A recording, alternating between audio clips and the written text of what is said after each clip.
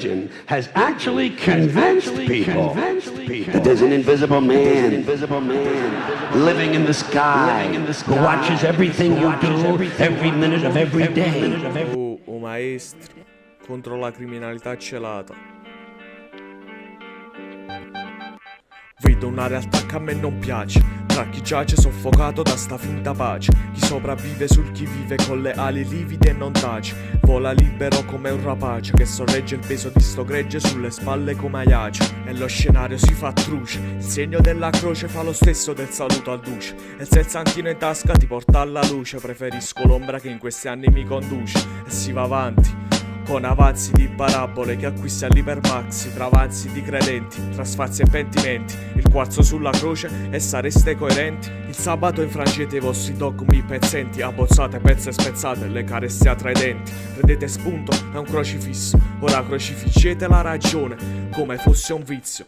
Pendete tutti dalle labbra di un tizio, vestito in bianco orifizio, con la coppola, il mantello e centrini in pizzo, che fa prediche dall'alto del suo lusso. Non smuovi quest'arbusto con la storia del perdono, mi impunto, faccio il punto della trama. La Maiana Vaticana ti sgama, ti infanga, ti inganna e ti infiamma. E allora qua si apre uno scenario un po' più vasto. Analizzo le ingiustizie vaticane passo passo, tra chi si è fatto il mazzo e in nome del progresso finisce arso arso. Qua non è il 600 ma non servono le fiamme, adesso per zittire in massa basta solamente un Carmen. Ora va di moda un'omelia a mo' di monito e cadete inginocchiati come tessere a mo' di domino, inginocchiati e servi come la madama. Faccio il punto della trama. La Maiana Vaticana ti sgama, ti infanga, ti inganna e ti infiamma.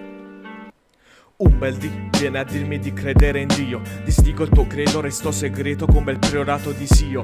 Cristo si è fermato a deboli e so in tempi in cui il pregare non mi paga i debiti. Mi diletto su letti tra rettili e su pellettili, i miei versi alla diocesi li hanno interdetti per contenuti espliciti e cruenti. Implico in bilico ogni cretino che critico, sudicio che parla contro il suicidio, ma il clochard è strada e lui si un attico imbastito, fervido e caino, pronto a vendere indulgenze come fosse un rito.